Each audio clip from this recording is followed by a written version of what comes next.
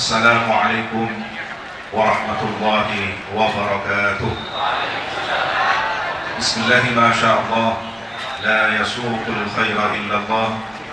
Bismillahi ma sya'allah, la yasrifus su'a illallah. Bismillahi ma sya'allah, ma kana min ni'matin faminallah. Bismillahi ma sya'allah, la hawla wa la quwwata illa billahil aliyyil azim. Alhamdulillahi rabbil alamin. Kita bersyukur dengan lisan, kita bersyukur dengan hati keyakinan, dan kita bersyukur dengan amal perbuatan. Inilah tiga syarat seorang mukmin dikatakan sempurna, bersyukur pada Allah Tuhan semesta alam. Allahumma salli ala Sayyidina Muhammad al-fatih lima ughliq wal khatim lima sabaq nasiril haqqi bil haqq wal hadi ila siratikal mustaqim wa ala alihi wa sahbihi haqqa qadrihi wa miqdarihi al-azim. Amma ba'du. Fadilatul Mukarram Profesor Dr. Haji Said Amin Sirat Hafizahullah Ta'ala, seluruh pengurus besar Nahdlatul Ulama, para syuriah Tanfidi, Al-Mukarram Haji Abdul Manan Hafizahullah Ta'ala,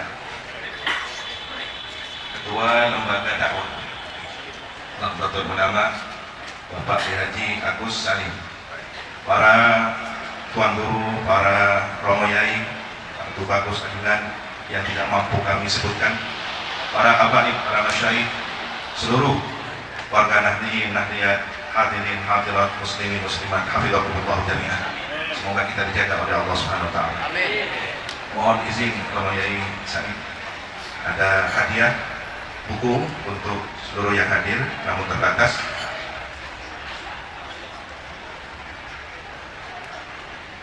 Ada yang perlu kami sampaikan, bahwa kehadiran Al-Fakir ilallah atas undangan dari lembaga dakwah dan seluruh keluarga besar pengurus besar Nahdlatul Ulama, kami sebagai warga NU secara khusus kehadiran kami di tempat ini Al-Fakir ilallah adalah karena satu hal yang tidak bisa terpisahkan, bahwa di dalam jasad kami, di dalam ruh ini mengalir yang tidak mungkin bisa kami lepaskan, ruhan wa jasadan.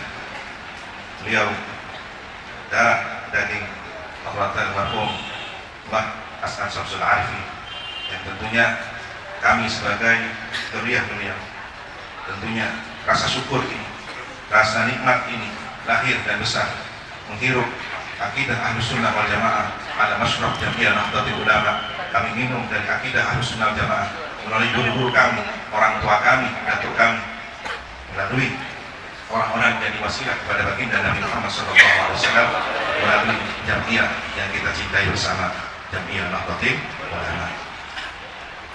Perkenalkan secara ringkas kami menyampaikan perjalanan cahaya. Cahaya itu adalah pertama diperkenalkan sebagai Ismud Dzat, Allah Nurus Samawati wal Ardh. Kemudian cahaya itu juga disandangkan pada Ismul Mahbub, baginda Nabi Muhammad SAW, sehingga kita sangat akrab, di telinga kita sangat akrab. Bahkan musyrik kita mungkin seringkali menyandungkan anta syamsun, anta badrun, anta nurun fawqa nuri. Baginda Nabi adalah cahaya. Ajaran yang dibawa beliau adalah cahaya. 23 tahun berjuang membawa cahaya. Al-Quran adalah cahaya. Islam seluruh ajarannya adalah cahaya. Sholat cahaya, puasa cahaya, zakat cahaya, haji cahaya. Bahkan kelak di hari kiamat ada golongan yang disebut dengan hurril hajarina, mereka bercahaya, wajahnya bercahaya, kedua tangannya hingga siku bercahaya, bagian kepalanya bercahaya, kedua telinganya bercahaya, bahkan kakinya bercahaya. Min athari al-wudu, sebagai tanda orang yang ahli ibadah. Bahkan syafaat Al-Quran, syafaat salawat Nabi akan berwujud cahaya. Bahkan Al-Quran jadi cahaya. As-sirat alamat di jahannam, ketika perjalanan melintas sirat di atas bentangan neraka jahannam. Semoga kita seluruhnya lolos dan lurus dari perjalanan menuju surga Allah Subhanahu wa taala, perjalanan mahsyar. Amin Allahumma amin. Ketika dakwah cahaya ini tersebar hingga ke seantero Jazirah Arabia, bahkan sudah mulai menebar cahayanya di Ethiopia, Habasyah. Apakah kemudian setelah 23 tahun, di usia Nabi 63 tahun, ketika beliau memilih ila rafiqil a'la, apakah cahaya itu dipadam? Tidak. Cahaya itu sudah ditanam dalam dada Sayyidina Abu Bakar As-Siddiq. Cahaya itu sudah ditanam dalam dada Sayyidina Umar Al-Faruq. Cahaya itu sudah ditanam di dalam dada Sayyidina Uthman bin Nurayn, dan cahaya itu ditanam dalam dada Sayyidina Ali Al-Karrar karramallahu wajhah, dan seluruh para sahabat. Kemudian dari generasi ke generasi cahaya itu diwariskan, talaqi, ditransfer hingga sampailah ke Nusantara melalui para kekasih Allah, orang-orang pilihan yang ditunjuk untuk menyampaikan risalah cahaya ini. Singkatnya, ada satu kisah yang sedang diteliti oleh saudara kita, mungkin hadir, Ahmad Basud. Pak Ahmad Basud, beliau menemukan manuskrip yang masih bertuliskan Sanskrit atau bahasa Ponorogo tentang kisah Sayyid Ahmad Rahmatullah Sunan Ampel saat beliau sedang mondok di Madinah. Kemudian karomah yang Allah anugerahkan mengantarkan sosok pemuda ini bisa berjumpa baginda Nabi Muhammad SAW. Kita berbicara karomah, tentu kita adalah orang-orang yang yakin dengan karomah. Insya Allah seluruh yang hadir ini yakin dengan karomah. Tentunya dialog antara sang baginda Nabi dengan Turiyahnya ini, karena kita tahu nasab silsilah Mbah Sunan Ampel bersambung kepada baginda Nabi Muhammad SAW. Beliau mewasiatkan, wahai anakku atau cucuku, sampaikan Islam yang aku ajarkan ini sebagaimana aku ajarkan pada sahabat ma'ana wa ashab Ahlus Sunnah wal Jamaah. Sampaikan ke Nusantara. Dalam riwayat Hadratul Marhum Mbah Ashab, dia menyebutnya Indonesia. Apakah ini adalah terjemahan Nusantara yang hari ini adalah Indonesia, ataukah memang itu lisan Nabi yang menyampaikan kepada Mbah Sunan Ampel? Jika benar, maka kata Indonesia sudah diketahui dan dikasyaf oleh baginda Nabi Muhammad SAW. Jika versi yang kedua, maka itu hanya riwayat bil makna yang disampaikan oleh Mbah Yai Ashab. Apa yang kemudian terjadi? Dakwah beliau diterima. Kita tidak berbicara dakwah di Sumatera, di Aceh, yang mungkin lebih mendahului dakwah di tanah Jawa. Kemudian buah dari perjuangan ini adalah lahirnya pondok pesantren. Di antara sekian banyak pondok pesantren, singkat cerita, adalah perjuangan dakwah di zaman Syekhuna Khalil Al-Baghdadi. Pada masa itu, di tahun 20-an, ada pertemuan 60 kiai se-Jawa di Surabaya untuk membicarakan fenomena yang terjadi tahun itu, tahun 20-an. Datangnya gerakan membid'ahkan tradisi Islam yang dibawa oleh para sunnah ini, yang sudah digemari dan menjadi darah daging tradisi kearifan lokal dari masyarakat muslim di tanah Jawa. Namun kelompok pendatang ini kemudian dengan dalil Quran, dengan dalil hadis, anti kepada tawassul, barokah, cium tangan, ziarah kubur, dan lain sebagainya. Maka peristiwa ini menggelisahkan para kiai sepuh. Beliau musyawarah apakah perlu mengadakan organisasi. Sebagian berpendapat sudahlah cukup dengan organisasi yang sudah ada ketika itu. Ada yang namanya Jabar dan semacamnya, sebelum ada Jamiyah Nahdlatul Ulama. Namun beliau semua pulang tanpa menghasilkan kesepakatan yang dirasa bermanfaat luas.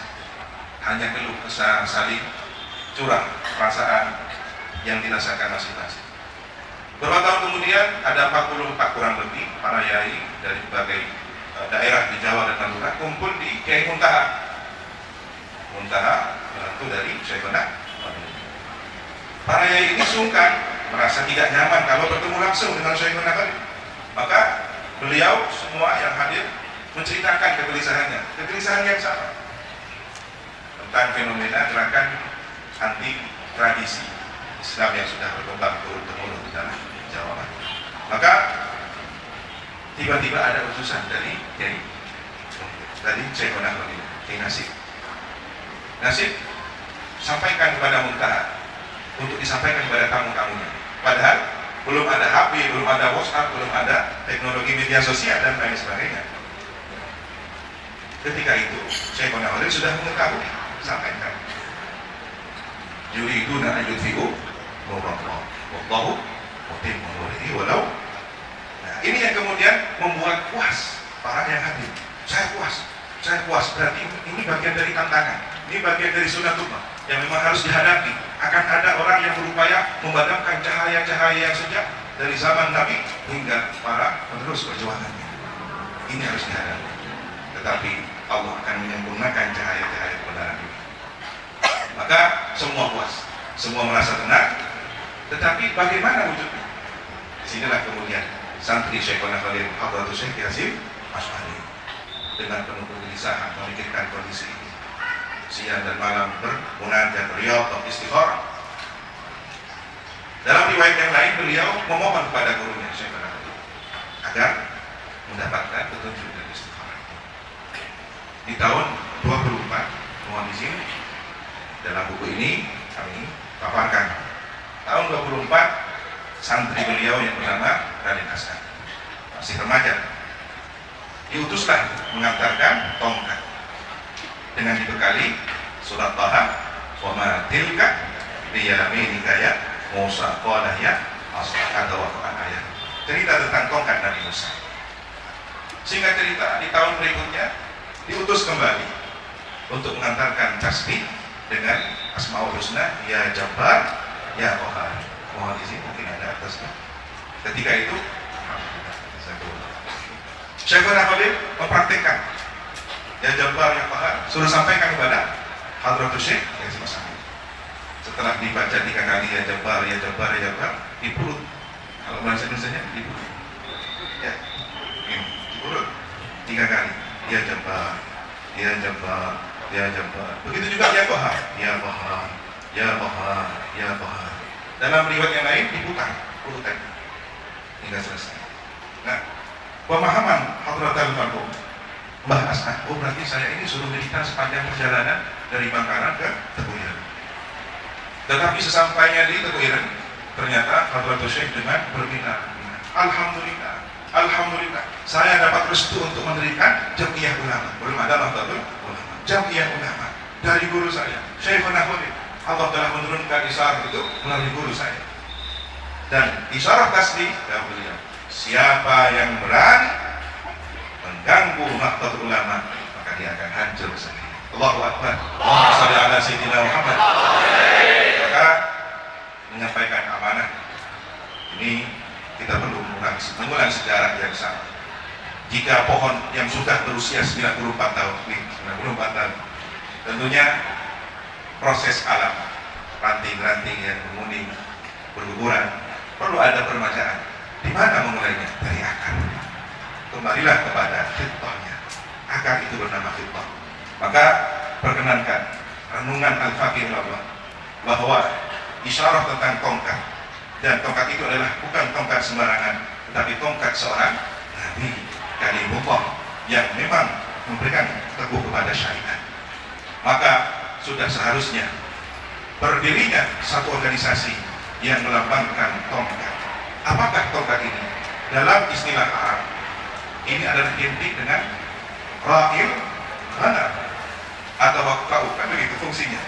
Wa husyudin ala ghanam. Nah itu seterusnya cerita tentang ternyata ini sudah dipahami dengan kearifan lokal Mbah Sunan Bonang atau muridnya Sunan Kalijogo. Lahirlah sastra yang dikenal dengan Temban Ilir Cah Anon. Siapa Cah Anon? Karakter pengayom, karakter pemegang tongkat. Tetapi bukan sembarang Cah Anon, bukan sembarang pengembala. Beliau adalah menantunya. Siapa? Nabi Musa menantunya Nabi Syuaib. 8 tahun mas kawinnya nengok dia. Kalau ada di sini mungkin sejarah dia. Mobil Bungaha di Mahri Muan Embik belum tahun Nah, ini sejarah. Jadi ini yang mungkin perlu ada renungan filosofi sejarah, bahwa organisasi tongkat ini harus berkarakter canon. Apa yang akan ditunjukkan? Bagaimana menemukan tempat perlembagaan yang subur, ekonominya makmur, dan tentunya kesejahteraan yang membawa keberkahan dunia akhirat. Ini hanya dimiliki oleh seorang nabi. Tentunya tidak ada yang selevel Nabi Musa. Maka dengan kecerdasan spiritual Hadratus Syekh Hasyim Asy'ari, siapakah pewaris nabi ini? Al-ulama warathatul anbiya. Jam'iyah Nahdlatul Ulama. Al-ulama warathatul anbiya. Maka inilah yang harus memegang tongkat itu. Kemudian tongkat itu pernah menjadi ular besar. Alhamdulillah, dalam catatan sejarah, Jam'iyah Nahdlatul Ulama pernah menghabisi ular-ular tukang sihir, sehingga dalam catatan sejarahnya, siapapun partai-partai yang menggulingkan partai itu, semuanya tergulingkan. Ketika tahun 70-an atau 60-an akhir, para ulama sudah mulai menyerukan, ini tongkat harus kembali, jangan jadi ular terus, jangan jadi ular terus, jangan di politik praktis, kembalilah kepada fitrahnya. Maka di situ Bondo 8485 dicetuskan dalam muktamarnya, fitrah kembali ke 26. Muktamar 27 disepakati mengembalikan Jam'iyah ini kepada fitrahnya. Seakan ini adalah tafsir isyari, tafsir maudhu'i bagi Jam'iyah ini. Sanu'iduha siratahan ula. Insyaallah pohon yang bernama Jam'iyah Nahdlatul Ulama, jika kembali pada akar sejarahnya, akan kembali menumbuhkan daun-daun hijau yang berbuah kemaslahatan untuk negeri ini, bahkan untuk seluruh dunia. Amin. Allahumma amin. Shallu ala Nabi Muhammad. Maka perkenankan kami menyampaikan amanah ini, permohonan sekaligus anjuran bagi setiap kaum muslimin, khususnya warga Jam'iyah Nahdlatul Ulama, individu atau kolektif secara berjamaah, mohon membaca ya Jabbar ya Wahhab. Berapa kali? 3 kali. Paling standar 99. Kalau ingin lebih baik 300, 13, atau punya ada angka khusus lagi. Dari Cirebon barangkali ada angka khusus. 3000, 2020. Monggo, ini ada ijazah juga. Ijazah mutlak ya. Ijazah mutlak dari Romi Khalid. Barakallah. Tapi mungkin yang 99 ini lebih mudah dan lebih dilaksanakan secara efektif. Dengan kaifiah seperti tasbih diurut pada bagian yang terakhir. Kalau selesai 99, nah, sebelum 99 atau setelah 99 urut, diurut 3 kali seperti tadi. Apa niatnya? Nah, niatnya siapapun yang berkhidmah membantu dalam perjuangan NU, semoga diberi kekuatan, ketulusan serta keikhlasan oleh Allah. Dan siapapun yang berniat buruk terhadap NU, baik dari luar maupun dari dalam, semoga mendapat teguran dari Allah dan diberi hidayah untuk segera bertaubat. Tawasulnya, nah ini ada sejarah. Ternyata ketika 87 setelah muktamar itu, Kiai Mujib Ridwan ditugas oleh Hadratul Marhumah di Kasar. Ini sampean harus LPG. Apa itu? Laporan pertanggungjawaban. Sudah ada acara kepanitiaan biasanya menyerahkan, tapi ini khusus LPG-nya bukan ke PBNU tapi ke Mekah dan Madinah, sowan ke Nabi Ibrahim dan Nabi Ismail. Ada amalan khusus dan ditemui di sana. Tentu ini yang paham bahasa ini ya orang itu saja. Kemudian sampainya di Madinah, beliau Allah dengan kaifiah tertentu dalam kondisi tidak memiliki tenaga emas. Tiba-tiba ada cahaya, aura yang sangat sejuk, aroma yang begitu mewangi. Saya dirujuk lagi dan Nabi Muhammad SAW. Maka Ibnu Ridwan menyampaikan dengan bahasa Arab yang sudah dipersiapkan. Waalaikumsalam dan seterusnya. Ternyata saya dirujuk lagi dan Nabi menjawabnya dengan bahasa Jawa. Tak tempo. Karena beliau rahmatan lil alamin, maka tidak mustahil di dunia barzakh, karena beliau adalah berada di dalam kehidupan hayatan barzakhiyatan kamilah, bukan suatu yang mustahil. Beliau berbicara dengan bersabda dengan berbagai bahasa. Begitu diserahkan, saya terima khitbah Jamiah Nahdlatul Ulama. Tetapi untuk urusan ini saya serahkan kepada Sohibul Baghdad. Siapa? Yang baru saja kita terima ijazahnya. Syekh Abdul Qadir Jailani, mengenakan jubah berwarna kehitam abu-abu, milenial ya, baju abu-abu. Begitu ditangkap, Mahmud Siddiq Wan kenal siapa? Oh, kapan? Begitu disebut Sohibul Baghdad, Al-Qutbur Rabbani, Syekh Abdul Qadir Al-Jailani. Iya. Kok gak foto baru foto-foto sedikit terlihat. Jadi yang di fotonya, lukisan yang di terminal itu bukan beliau. Nah, ini ada referensi baru, ternyata Abdul Qadir Al-Jazairi. Ya, ternyata Haris juga. Dan begitulah warga itu paling mudah dibohong. Nah, ini setelah diterima ternyata Syekh Abdul Qadir juga pakai bahasa Jawa. Tetapi urusan bagaimana kajian teknisnya begitu, saya serahkan kepada Sohibul Ampel, Ahmad Rahmatullah. Maka spiritualitas itu tidak boleh berpindah dari tiga Sanul Kamil Sayyidul Wujud Baginda Nabi Muhammad SAW, Sohibul Baghdad, Qutbur Rabbani, Syekh Abdul Qadir Al-Jailani, dan Sunan Ampel Ahmad Rahmatullah. Oleh karena itu, tawassulnya adalah baginda Nabi Muhammad SAW, para keluarga, istri dan sahabatnya, Syekh Abdul Qadir Jailani, Sultanul Auliya, Raden Ahmad Rahmatullah, Sunan Ampel, seluruh muassis Jamiah Nahdlatul Ulama. Dan kaifiyahnya sudah ada di lembaran ini. Terakhir, kami muassis seluruh muassis. Kiai Mujib Ridwan. Kiai Ridwan ini adalah pembuat lambang NU.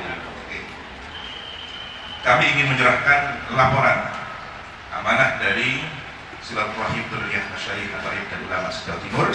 Pertama, sebagai prinsip pergerakan dan pengabdian khidmah secara substantif sejatinya sudah dituliskan oleh Hadratul Marhum Hadratus Syekh Hasyim Asy'ari.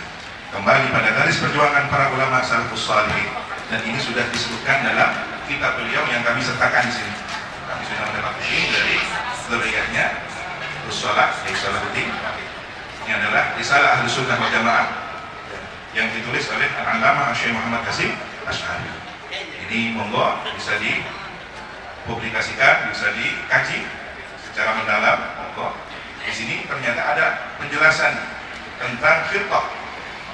Beliau dengan tangan mulia beliau menuliskan lafaz khitbah itu sendiri, fi bayani khitbatis salafis salih. Jadi khitbahnya itu adalah khitbah salafus salih ma'ana washabi sawadul a'dam ahlus sunnah wal jamaah. Dijelaskan secara terurai siapa ahlus sunnah wal jamaah, madhahibul arba'ah dalam fikihnya, kemudian Al-Imam Al-Ghazali dan Imam Junaid Al-Baghdadi dalam tasawufnya, kemudian Abul Hasan Al-Asy'ari dan Abu Mansur Al-Maturidi dalam akidahnya. Itulah ahlus sunnah wal jamaah.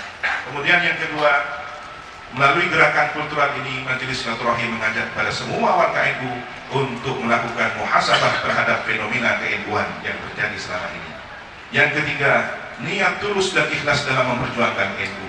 Yang keempat, permusyaratan dalam tubuh NU sebagai jamiah harus mendasarkan pada prinsip dan nilai-nilai yang dibangun para muassis. Kemudian yang kelima, saya baca secara ringkas karena sudah ada dalam buku. Forum Silaturahim meminta kepada PBNU agar melakukan kerja koreksi dan seleksi terhadap penyimpangan akidah dan paham keagamaan. Kemudian yang keenam, kepada seluruh warga NU yang berperan dalam politik dan penyelenggaraan pemerintahan tetap istiqomah membawa amanah NU, sehingga NU tidak hanya dijadikan alat perebutan kekuasaan, tapi harus bermanfaat dan maslahat secara umum.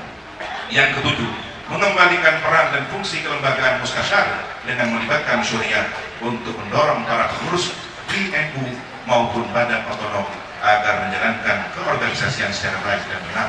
Dan yang kedelapan, jam'iyah ilmu harus dijalankan secara benar dengan mengedepankan peran sebagai penegak kebenaran dan keadilan ashabul haq wal adl, bukan menjalankan fungsi legitimasi terhadap otoritas kebijakan kekuasaan ashabul qur'an. Dan yang terakhir, menghimbau kepada seluruh warga Nahdliyin untuk terus secara istiqomah membaca wirid Ya Jabbar Ya Qahhar.